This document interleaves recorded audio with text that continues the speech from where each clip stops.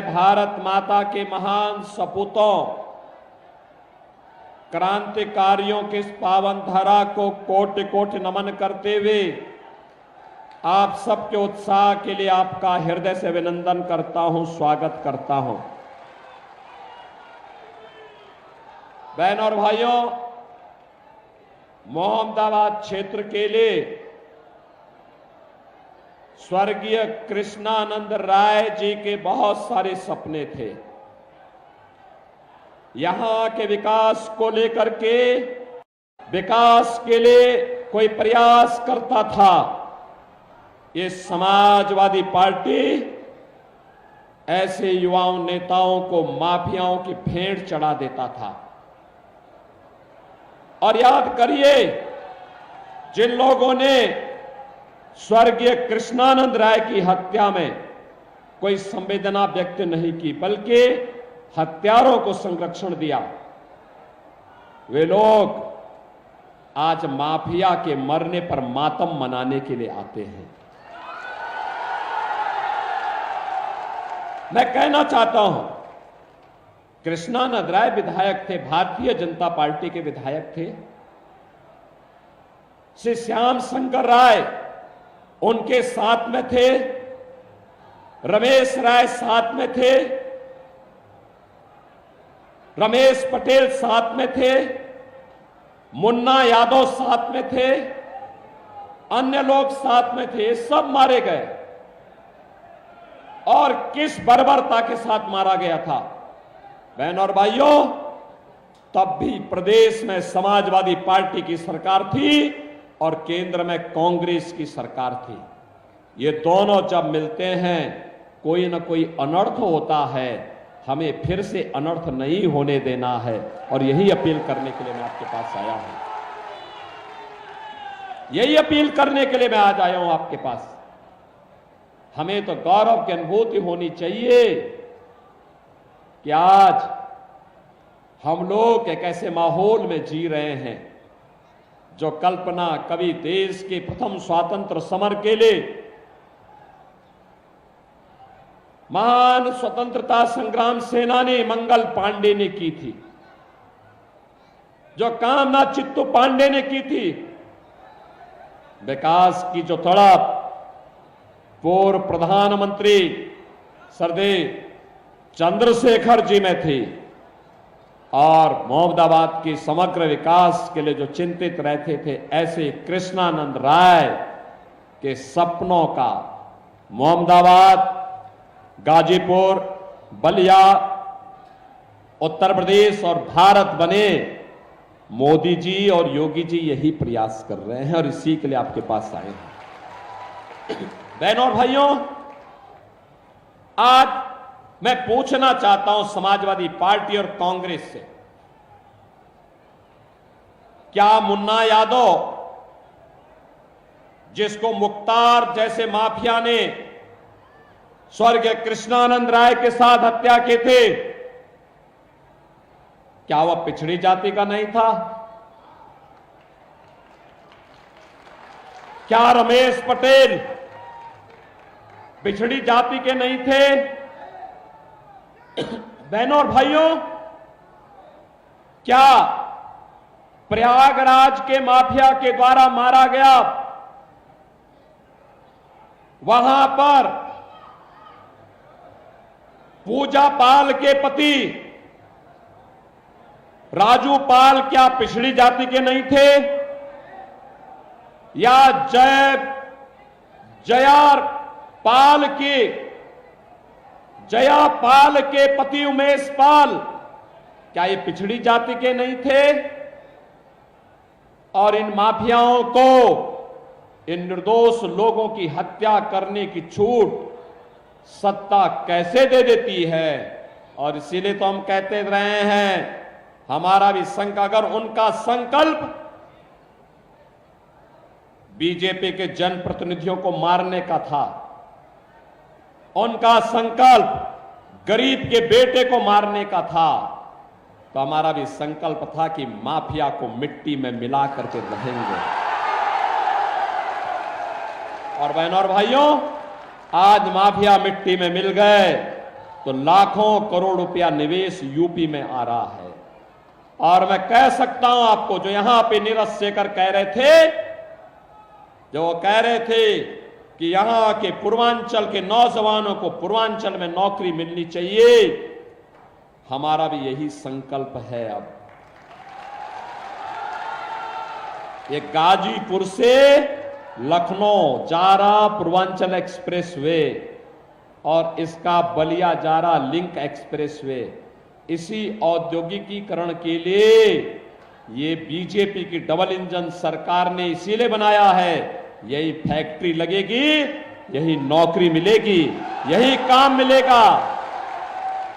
और अब तो आपके पास हाईवे भी, रेलवे भी, बगल में एयरपोर्ट भी, कई एयरपोर्ट, आजमगढ़ में एयरपोर्ट, गोरखपुर में, वाराणसी में, और साथ साथ मां गंगा है तो वाटरवे भी।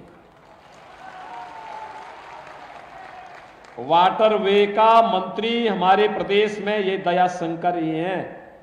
इसको थोड़ा समझाइए, कहिए कि निरुआ के साथ, निरुआ कोई फिल्मों में काम करने दीजिए, ये स्वयं मंत्री के रूप में काम करे। कह रहे हैं कि मुझे निरुआ के साथ गाना गाना है और उनके साथ डांस करते हुए फिल्म बनानी है।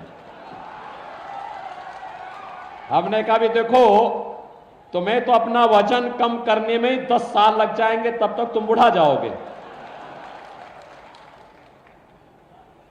और इसीलिए बहनों और भाइयों, आप देखिए, जब कनेक्टिविटी बेहतर होती है, विकास भी होता है, निवेश होता है, रोजगार का सृजन होता है। नौजवान हमारा यही नौकरी पाएगा, रोजगार पाएगा, और यही तो हम कर रहे हैं। मोदी जी ने देश को 10 वर्ष में इसी बात को लेकर चमकाया है। और बहनों और भाइयों, 7वें चरण का, अंतिम चरण के चुनाव के लिए आज हम आपके बीच आए हैं। पूरे देश के अंदर उत्तर, दक्षिण, पूरब, पश्चिम, जहां कहीं हम जाते हैं, लोगों के मन में एक ही भाव है, एक ही संकल्प है। हर ओर लोग कहते हैं, जब हम कहते हैं क्या होगा, तो जनता कहती है फिर एक बार, फिर एक बार, और अब की बार 400 पार। 400 पार की जब बात होती है तो समाजवादी पार्टी को तो चक्कर आने लगता है, क्योंकि ये तो केवल 60-62 सीटों पे ही चुनाव लड़ रही है, 60-62 सीटों पर। और यादवों में भी देना था, सब अपने खानदान के दे दिए। यानी सेफई के अलावा प्रदेश में कहीं नहीं। अरे कहीं निरुआ भी है, बीजेपी ने उनको बनाया। मैं तो मुंबई गया था, निरुआ वहां फिल्मों में काम कर रहा था। मैंने कहा भी निरुआ, अरे मुंबई के लिए बहुत किया है, चलो गाजीपुर, आजमगढ़ के लिए कुछ करो। और देखो, 2 साल से, पिछले 5 साल से लगातार आजमगढ़ और गाजीपुर में काम भी कर रहे हैं, फिल्मों की शूटिंग भी कर रहे हैं और वहां का विकास भी कर रहे हैं। देखो, निरुआ के सांसद आजमगढ़ के बनने के बाद वहां पूर्वांचल एक्सप्रेसवे भी जुड़ गया, वहां एयरपोर्ट भी आ गया, वहां विश्वविद्यालय भी बन गया, वहां मेडिकल कॉलेज भी बन गया, नर्सिंग कॉलेज भी बन गया और संगीत महाविद्यालय भी बन गया है। देखो, जब अच्छे लोग चुनते हैं, विकास भी अच्छा होता है। और ऐसे ही मोदी जी ने देश के अंदर किया है। आज दुनिया के अंदर भारत का सम्मान बढ़ा है, देश की सीमाएं सुरक्षित हुई हैं। अब बहनों और भाइयों, आतंकवाद और नक्सलवाद तो समाप्त हुआ। अगर कहीं पे पटाखा भी फट जाए तो पाकिस्तान पहले सफाई देता है, कहता साहब मेरा हाथ नहीं है। उसे मालूम है ये नया भारत है, छेड़ता नहीं, कोई छेड़ेगा तो उसको छोड़ेगा भी नहीं। बहनों और भाइयों, ये नया भारत है। इस नए भारत में सुरक्षा है तो सम्मान भी है, विकास है तो गरीबों का कल्याण भी है। यही समाजवादी पार्टी थी। राशन माफिया भी थे और आज 80 करोड़ लोगों को फ्री में राशन मिल रहा है। और मैं तो कहता हूं, जो पाकिस्तान का राग अलाप रहे हैं ना, हिंदुस्तान ने मोदी जी के नेतृत्व में 10 वर्ष में जितनी पाकिस्तान की आबादी है उससे बड़ी आबादी को गरीबी से उभारने का काम किया है, गरीबी से ऊपर खुशहाल जीवन जीने के लिए आगे बढ़ाया है। और पाकिस्तान 23 करोड़ लोगों को रोटी नहीं दे पा रहा है, भूखों मर रहे लोग। 1 किलो आटा के लिए छीना झपटी होती है। मोदी जी के नेतृत्व में आज गरीबों का कल्याण, 80 करोड़ लोग फ्री में राशन प्राप्त कर रहे हैं। 60 करोड़ लोगों के 5 लाख रुपए का आयुष्मान भारत की सुविधा, वे कहीं भी जाएं देश के अंदर उनको मुफ्त में 5 लाख रुपए की मुफ्त में चिकित्सा सुविधा उपलब्ध है। 12 करोड़ किसानों के को किसान सम्मान निधि, 12 करोड़ घरों में शौचालय का निर्माण, 10 करोड़ घरों में उज्ज्वला योजना का कनेक्शन। और मोदी जी ने उज्ज्वला योजना के कनेक्शन की शुरुआत बलिया से ही की थी। बहनों और भाइयों, 4 करोड़ घर बन गए हैं। और मोदी जी ने कहा है, बहनों और भाइयों, मोदी जी ने कहा है कि 70 वर्ष से ऊपर के प्रत्येक बुजुर्ग को 4 जून के बाद जब फिर एक बार मोदी सरकार बनेगी, फ्री में 5 लाख रुपए की स्वास्थ्य बीमा उपलब्ध करवाएंगे। जितने गरीब होंगे उन सबके मकान बनेंगे, सबके मकान देंगे। एक तरफ ये कार्य करने वाली सरकार और दूसरी तरफ माफियाओं को संरक्षण देने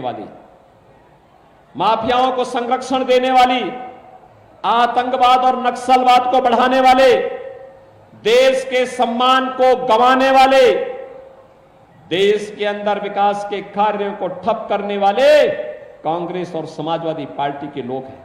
इनका विकास से कोई लेना देना नहीं, गरीबों से कोई लेना देना नहीं। ये पाकिस्तान की पैरवी करते हैं, अपने राजनीतिक स्वार्थ के लिए आतंकवाद को बढ़ावा देते हैं, माफियाओं को अपने गले का हार बनाते हैं और भारत विरोधी कृत्यों को करना अपना जन्मसिद्ध अधिकार भी समझते हैं। आज आप देख रहे होंगे इनका घोषणा पत्र क्या कहता है, सत्ता में आएंगे तो अनुसूचित जाति और पिछड़ी जाति के आरक्षण को मुसलमानों को बांटेंगे। क्या आप बांटने देंगे? क्या भारतीय जनता पार्टी हरगिज काम नहीं करने देगी, कतई नहीं करने देगी, किसी भी स्थिति में नहीं करने देगी। कोई भी माई का लाल बाबा साहब भीमराव अंबेडकर के संविधान के साथ छेड़छाड़ नहीं कर पाएगा। बाबा साहब भीमराव अंबेडकर ने कहा था कि धर्म के आधार पर आरक्षण नहीं हो सकता, आरक्षण का आधार अनुसूचित जाति, जनजाति और पिछड़ी जाति को केवल आरक्षण मिलेगा, मुसलमान को आरक्षण नहीं मिल सकता है। लेकिन एक कांग्रेस और समाजवादी पार्टी के लोग जबरदस्ती बाबा साहब भीमराव अंबेडकर की भावनाओं के विरुद्ध आचरण कर रहे हैं। बहनों और भाइयों, आज हम सब आए हैं आपके पास कहने के लिए। ये कहते हैं कि कांग्रेस सत्ता में आई तो पर्सनल लॉ लागू करेंगे। पर्सनल लॉ का मतलब जानते हैं आप? पर्सनल लॉ का मतलब बेटी स्कूल नहीं जा पाएगी, महिलाएं बाजार नहीं जा पाएंगी, 3 तलाक की कुप्रथा को फिर से लागू करेंगे और इनके द्वारा कहा जा रहा है तालिबानी शासन लागू करेंगे। अरे हिंदुस्तान बाबा साहब भीमराव अंबेडकर के बनाए हुए संविधान से चलेगा। हिंदुस्तान में कोई शरीयत का कानून और कोई तालिबानी व्यवस्था लागू नहीं होने देंगे।